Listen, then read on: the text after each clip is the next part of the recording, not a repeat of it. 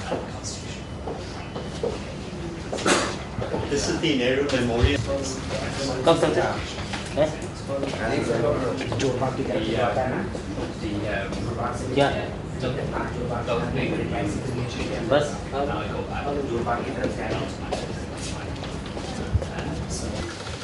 I'm sorry for this late start. Some of the flights have come in late because of the fog at Delhi. On behalf of the Human Rights Law Network and the Equal Rights Trust, I welcome you all to this Judicial Colloquium on Equality and Non-Discrimination Law. For many of you, I think this is your first time in India, so welcome to India, welcome to New Delhi. And it is a beautiful time of the year to be in New Delhi. In a couple of months' time, it will be 35, 40 degrees and very inhospitable. My name is Colin Gonsalves and I am the founder of the Human Rights Law Network, a not-for-profit organization that provides legal aid for poor persons throughout the country. We have 28 offices and about 125 pro bono lawyers in the country. We are very pleased to have with us Lord Walker, Judge of the UK Supreme Court, Lord Lester, Queen's Counsel and a member of the House of Lords and the architect of the Human Rights Act in the UK, Justice Elizabeth Palm from Sweden, and the Vice President of the European Court of Human Rights, who served on the UN Human Rights Committee, Justice Kate O'Regan of the Constitutional Court, South Africa, Professor Colm O'Kennedy, that's an English pronunciation of his surname, Professor of Law, University College London, Professor Joshua Castellino, Head of the Department of Law, Middlesex University, Richard Hermer, Queen's Counsel, who will be here in a few minutes, along with Sapna Malik of Lee Day and Company, Sudhanshu and his friends Mark and the rest of the group from the Human Rights Committee of the Bar Council of England and Wales. From the Supreme Court, we will have participating in this program Justice Altamas Kabir, Justice A.K. Ganguly, Justice H.L. Gokhale, Justice Gyan Sudha Mishra, and Justice Anil Dave. From the High Courts, we will have three Chief Justices participating and speaking. Justice Mukhopadhyay from the Gujarat High Court is here. Justice Deepak Mishra from the Delhi High Court, and Justice Ferdinand Rebello from the Allahabad High Court. From the Delhi High Court, we will have Justice A.K. Sikri, Justice Sanjay Kishan Kaul is here. The Allahabad High Court judges will be a bit late in attending because they're coming in by flight. From the Patna High Court, we will have Justice S.K. Katriha, Justice Ajay Kumar Tripathi. From the Karnataka High Court, we have Justice Sridhar Rao and Justice N. Kumar, who have already reached. From the Gujarat High Court, we'll have Justice Waghela, who has reached, and Justice Jayant Patel also, who's reached. And from the Rajasthan High Court, we will have Justice Rathore, who's on his way by car. From the Madhya Pradesh High Court, we'll have Justice Gangele. And from the Bombay High Court, from where I come, where I originally used to practice, I'm very happy to see Justice Daga, who is here, and Justice Roshan Dalbhai. Thank you very much for coming. And we are sorry for the delay in the program once again, and we'll start right away. I'd like my friend Libby from the Equal Rights Trust to say a few words. We're very happy to do this program along with the Equal Rights Trust and the Human Rights Committee of the Bar Council of England and Wales. So a few words to do. Thank you very much. Thank you. I just wanted to say very briefly a huge welcome to you all. And we're at the Equal Rights Trust absolutely delighted to be involved in facilitating this, this very exciting event. The Equal Rights Trust was established 4 years ago with the aim of combating discrimination and promoting equality as a fundamental human right. We pursue our goal through various different activities and strategies, one of which is through country projects across the globe. And we have very much enjoyed working with the Human Rights Law Network over the last 18 months in a project in India in which we've been carrying out research into equality and non-discrimination in India and providing various training workshops. We see this colloquium as a fantastic opportunity to discuss issues of equality and discrimination through a number of different topic areas. And we very much hope that you all find this a thought-provoking and stimulating weekend. Should you wish to discuss the work of the Equal Rights Trust any further, I shall be around all weekend to answer any questions. Thank you. Thank you. Thanks, Natasha. On behalf of the Bar Human Rights Committee, we are extremely pleased and privileged to be here and to be involved. Of all the people in the world who live in a democracy, half live in India. The work that everyone here present today does in protecting and nourishing that democracy is of great consequence, not just within India, but to everyone outside of India as well.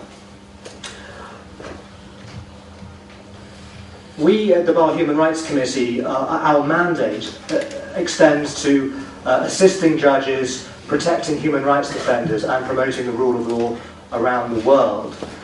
We have projects running, or we have had projects running in various countries, including Colombia, Mexico, Zimbabwe, Sudan, Afghanistan, to name just a few. And our projects include filing amicus briefs, training, advocacy training, and in general, protecting the rule of law. We hope that in the future we will be able to send barristers here and to work more closely with Colin and the Human Rights Law Network. I am Vice Chair, and I'm here with Mark Muller, who's our Chair, and with some other members of the committee. And again, we look forward to speaking and meeting with all of you personally over the next couple of days. Thank you very much. And with that, may I request Justice Gokhale to begin. Namaskar and welcome to all the participants who have come from different places in India and abroad. Well, as all of you know, my brother Justice Sadasivam, he was to open the colloquium along with Lord Lister, and I was to speak thereafter. Well, because of certain personal difficulties, Justice Sadasivam has not been able to come. And that is how Mr. Gonsalves, like a good captain, has upgraded me. I was going to be the one-down batsman, like our Rahul Dravid, and now I have to bat first, like Sachin Tendulkar.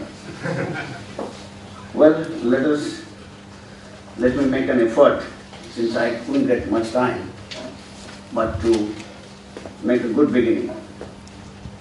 Well, this morning and tomorrow, the main subject of the colloquium is equality and non-discrimination law.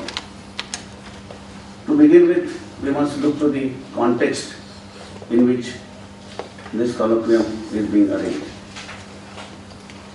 Well, we are living in the times of liberalization, privatization and globalization, shortly known as LPG, which is very much in vogue today. And we are going to discuss equality and non-discrimination law.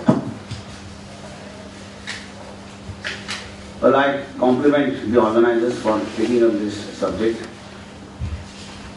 because the goals of the mankind have all throughout been liberty, equality and fraternity, shortly what you may call as LEF.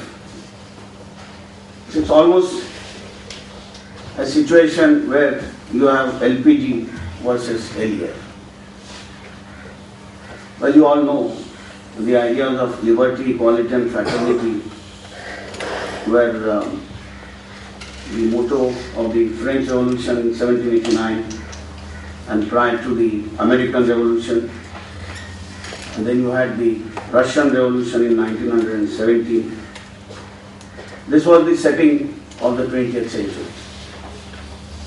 The ideas of liberty, equality and fraternity dominated the thinking of the mankind.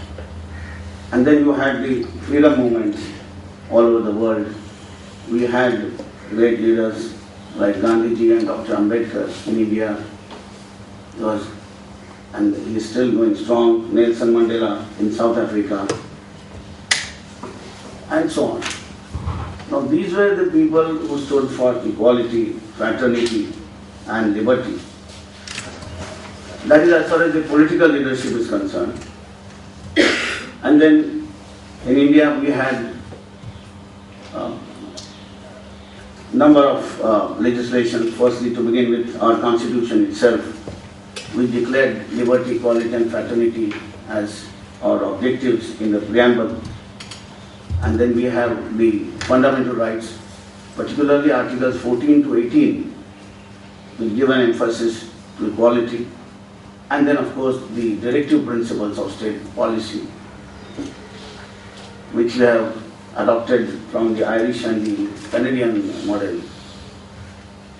And the effort has been to incorporate some of these directive principles or to act on those lines while interpreting the provisions contained in Part 3, which is on the fundamental rights. Well, that has been the trend during last 6 years of the working of the Indian Constitution. We borrowed from the experiences in the United States and England. Well, and prior thereto, as you all know, in 1948 we had the Universal Declaration of Human Rights after the Second World War, and Article 1 of the Declaration stated, all human beings are born free and equal in dignity and rights. They are endowed with reason and conscience and should act towards one another in a spirit of brotherhood. That was the beginning of the second half of the last century. And then we had later the International Covenant on Civil and Political Rights. Article 26 is worth mentioning, which says, all persons are equal before the law and are entitled without any discrimination to the equal protection of the law. In this respect, the law shall prohibit any discrimination and guarantee to all persons equal and effective protection against discrimination on any ground, such as race, color, sex, language, religion, political or other opinion, national or social origin, property, birth or other status. Well, this convention, though enacted in 1966, it was 1976 when it was adopted by the requisite number of nations all over the world. Well, in India we had a number of legislative steps taken. Firstly, the Hindu law itself was an archaic law, and in 1954 we had the 4 enactments which brought about a major reform into the Hindu law. And thereafter there have been series of enactments in different walks of life for the welfare of the children, for the equal rights to women, for protection of women with respect to violence at the domestic level, and so on and so forth. Well, as far as the judiciary is concerned, as I said, we had the precedents from US and in England as well. In 1954, you know the celebrated American case of Brown versus Board of Education, where separate segregated schools for the black and the white were opposed. And then in England, we had Lord Denning in number of judgments. Just to mention a few, R versus Thomas Magistrates Court in 1957, a newspaper vendor sitting on the street, he said he had a locus standi. And then R versus Commissioner of Metropolis, 1968, on into Queen's Bench 118. A member of public, he said, can compel the police commissioner to enforce the law against the gambling dens. But the concept of locus standi was being widened. Ideas of segregation were being frowned upon. And in India, we had judges like Justice Gajendra Gadkar and later on Justice Krishna Iyer, to just name a couple of them. One of the earliest cases when it comes to discrimination is the judgment of Justice Gajendra Gadkar in 1966 in the case of Shastri Yajna Purush Das ji versus Muldas. Not many are aware of the judgment, and it's very interesting to note the facts of that case. Well, prior to independence, as far as Hindu society is concerned, the community which is known as untouchables, which was known as untouchables, or were called as Dalits, were not permitted to enter the temples. And all over India, there were agitations by people belonging to all communities that all persons should have the right to enter the temple. When Gandhiji refused to go into the temples where there was such discrimination, particularly one famous temple in Madurai, Dr. Ambedkar agitated with respect to the temple in Nasik. Sani Guruji, another saint, he went on a fast for opening the famous temple at Pandharpur, and that led to passing of the right of Harijans to enter the temples. They were known as Harijans by the old Bombay state. That was applicable to Gujarat also. Very surprisingly, the Swaminarayan community, Swaminarayan faith, said that we are not Hindus, and therefore this act will not apply to us. Will not allow the Harijans to enter our temple. Now this Mulraj, as citizen of Gujarat, he said that now this act is passed and I have a right to go into the temple. And he filed a suit for a declaration that he has a right to enter. He succeeded. The matter was carried up to the Supreme Court.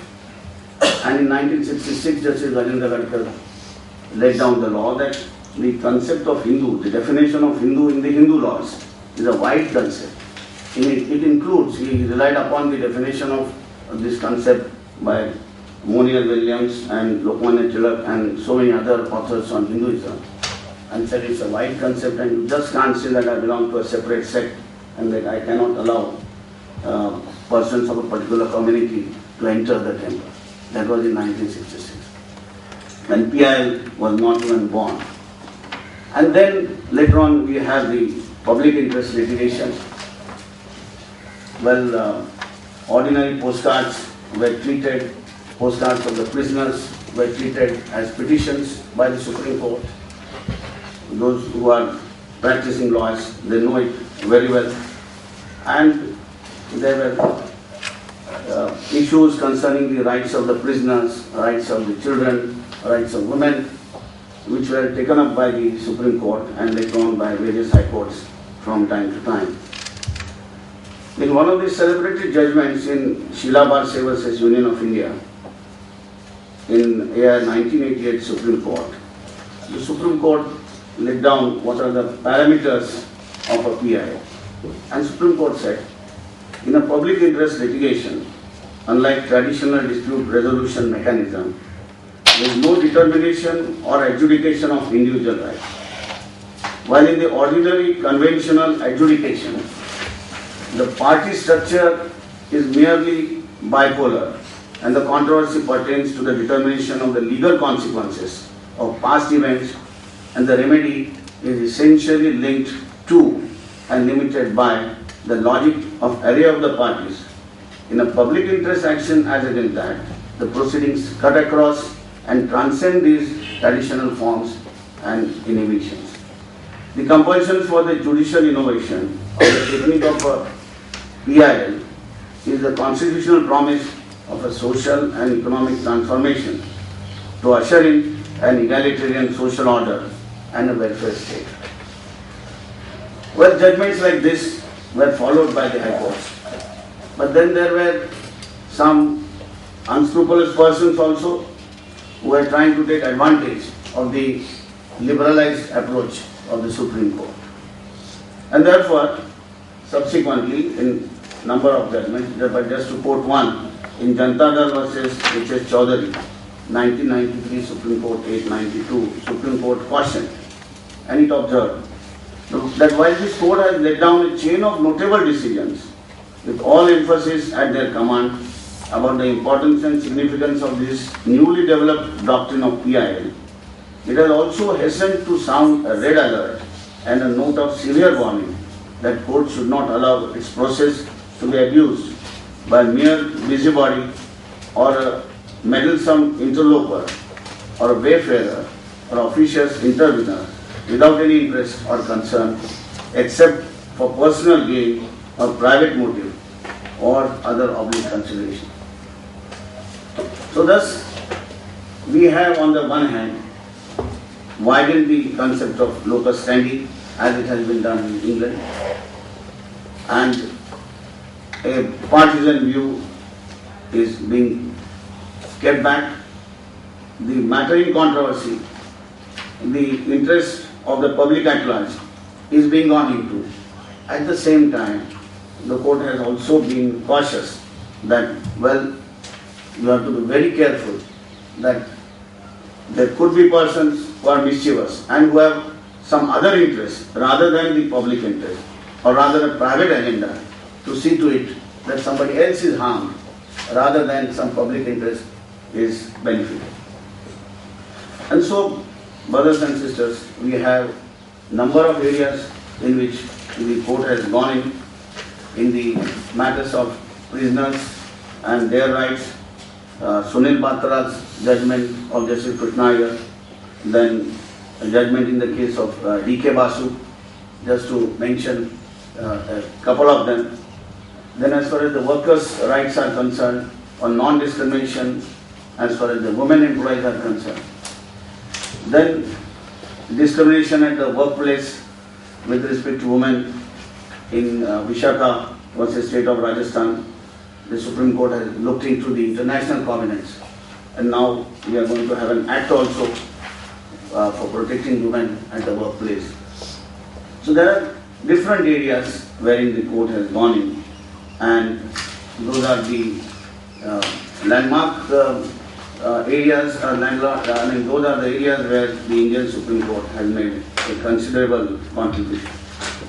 In South Asia, we have similar experiments. We see them in Pakistan and in Bangladesh as well. And in Nepal also, in the constitution itself, they have added provisions which should be encouraging a public interest litigation. Well, I was supposed to speak in place of Justice Sadasivam. As such, we are running behind time, and Justice Sadasivam was supposed to speak on public interest litigation. And so therefore, I have, well, with very little time at my command, I got the notice only yesterday evening that I was supposed to speak. Otherwise, I was just supposed to be in chair when Lord Lister is going to speak. And in the limited time, I have placed the context, the background, and where we stand today. As I said, we have begun with liberty, equality, and fraternity. And now we are in the days of liberalization, privatization, and globalization, where even the rights of the workers are being frowned upon. There are moves and suggestions that the workers are creating impediment for the growth.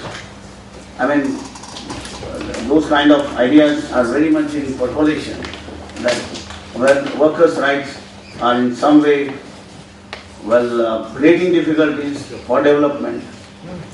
On the one hand, therefore, you have this LPG approach, where the theory is of percolation, that you have greater industrialization, greater production, doesn't matter whatever are the facilities or the rights of the worker, but then things will percolate down. And then on the other hand, you have this other school of thought, where equality is important, and where you have the development and these other strategies as the important strategies, but that can't be at the cost of equal rights of human beings and of the citizens. So this is the background, this is the context in which we have to look to the text, and that is how I placed my views within the time which was available to me. Thank you very much.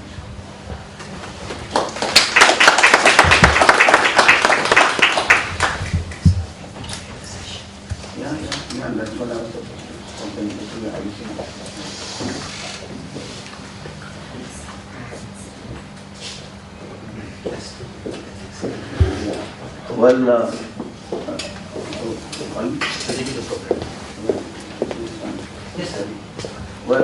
as I said, I was supposed to be in chair for the next speech, and that's how I'm going to do now.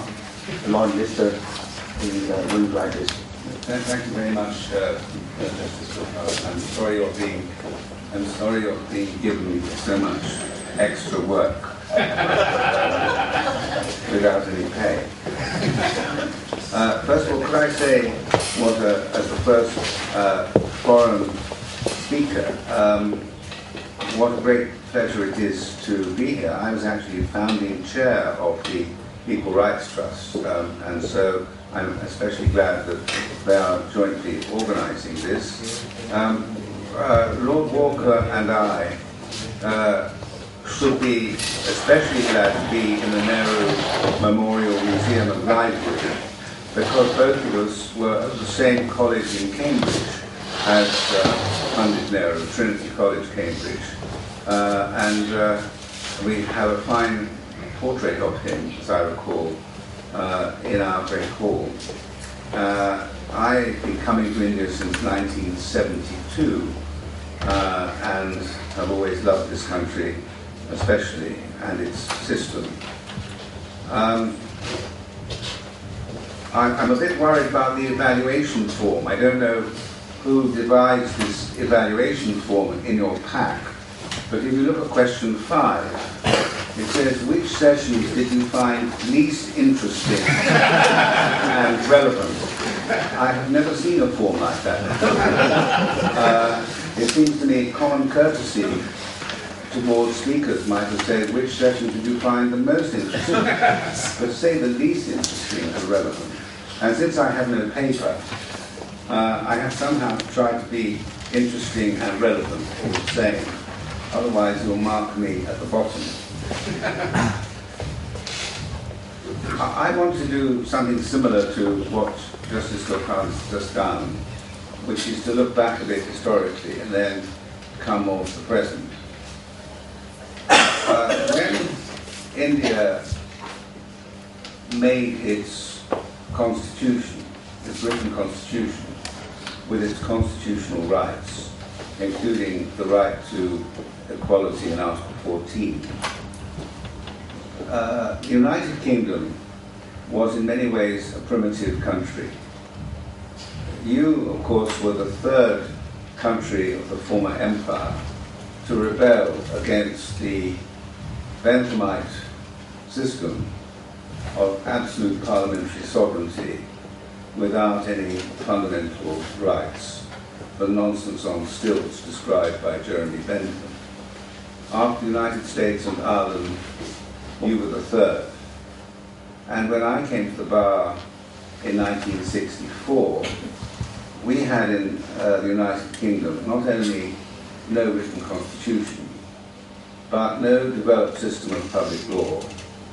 The common law recognized very few positive rights, certainly no positive right to equality in those days. And the law was a narrow, literal, and rather boring subject in many ways. We did, however, have independent and non-corrupt courts staffed by extremely well-educated and intelligent judges. In 1966, the United Kingdom government for the first time allowed our citizens to go to Strasbourg, where Judge Palm is a distinguished judge, to the European Court of Human Rights in order to challenge decisions made by Parliament or courts or administrators which violate the European Convention on Human Rights that we were the first to ratify in 1951. So suddenly there was a supranational court with a supranational European system of equivalent to your constitutional rights in many ways, to which one could have recourse. And I was lucky enough to take the first British case there for a Pakistani mill labourer and his son seeking entry to the United Kingdom. And I was lucky also to do the East African Asians case, where the British Parliament, in a disgraceful measure in 1968, deprived 200,000 East African Asians of their right to come to the United Kingdom, and did so because of their ethnicity. And the European Commission of Human Rights held that to be inhuman and degrading treatment, as a result of which the UK government had to change the policy. So already in the 1970s, the UK was getting used to the idea of fundamental rights through the prism of the European Human Rights Convention.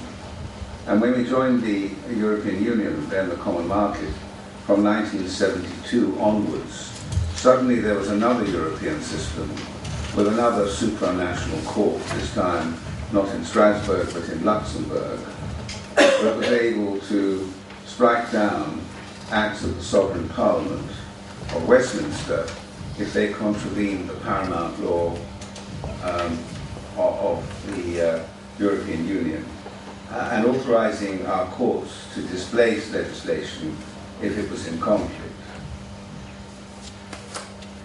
From the early 1960s, the mid-1960s, I personally became involved in campaigning for race equality legislation.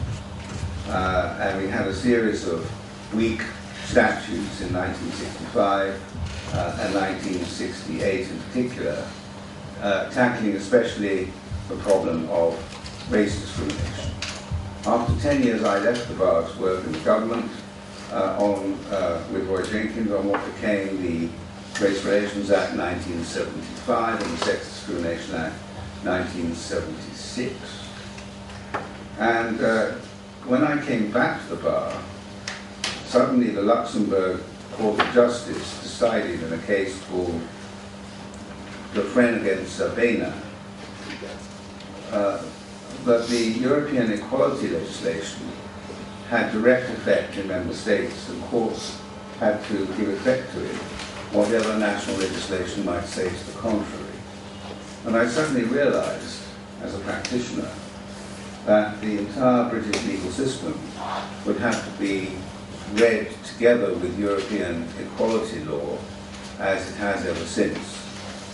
So these were all, long before the Human Rights Act of 1998, these were all tendencies pushing the UK into a less primitive or more developed system of law, in which fundamental rights were increasingly being recognized, including in the field of equality. The Labour government that won power in 1997 were dealing then with a great mass of equality legislation that was growing up like some great coral barrier reef, built on piece by piece in subordinate legislation, primary legislation, European legislation, more and more regulation, and it was a great mess, and there were problems about the way in which the concept had being interpreted by the courts. One of the problems, which if I've got time I'll briefly come back to, was the problem of trying to explain to the courts what we call direct discrimination and what we call indirect discrimination really means.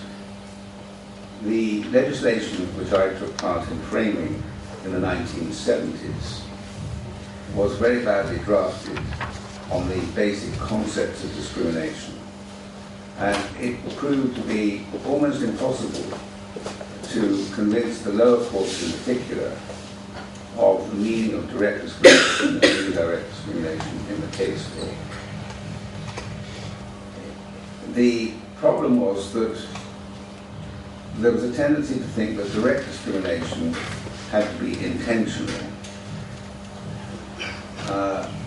That is to say, you did not look at whether A treats B worse than C because of, say, colour or race or gender as a matter of causation, asking yourself the question, but for his or her colour or gender, would they have been treated more favourably?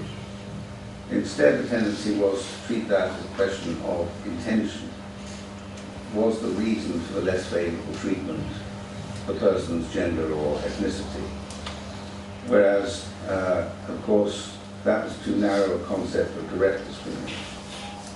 And because direct discrimination could not be justified under Ireland's legislation, except where there was a specific exception written in, whereas indirect discrimination could be justified, there was also a tendency in our courts to treat matters as indirect discrimination, which were really direct discrimination, in order to give the alleged discriminator the opportunity to justify by way of defence. And as I say, I shall briefly have to come back to that. And there were a whole series of inconsistent concepts and a mass, as I say, of legislation. And so a number of us tried to persuade Tony Blair's government in 1997 to produce a single Equality Act with a single Equality Commission to sort out the mess, to make the law accessible and to make it work in practice. I'm talking, of course, all the time about civil law, since criminal law is a waste of time when it comes to equality legislation in view of the burden of proof, the standard of proof, the kind of courts, and so on. But this was not something that attracted itself to Mr. Blair at the time. And so I introduced a private members' bill in the House of Lords in, I think, 2002, after about 3 years of work done by others, including a great scholar, Professor Sir Robert Hepburn. And my bill was very similar in design and structure to the enormous bill which someone has copied for all of you, for participants, together with its explanatory notes. So my bill was there in 2002, and still the government was reluctant to touch the subject. But 2 years ago, for various reasons that don't really need to be got into here, a new lot of ministers decided that they would take our equality law by the throat and shake it and produce something worthy of proper modern equality legislation. And what you have in one of your big books is the entire Equality Act, and more important in my view, the entire explanatory notes on the Act, which are in themselves like a textbook. You don't need to read much other than the explanatory notes, because they're so superbly written by the bill team, because in our system now we always have explanatory notes after a bill has been enacted, so judges are able to use them as a source of interpretation where the legislation might be uncertain. And all of that was the product, effectively, of about 5 years of work after my private members' bill and before this Act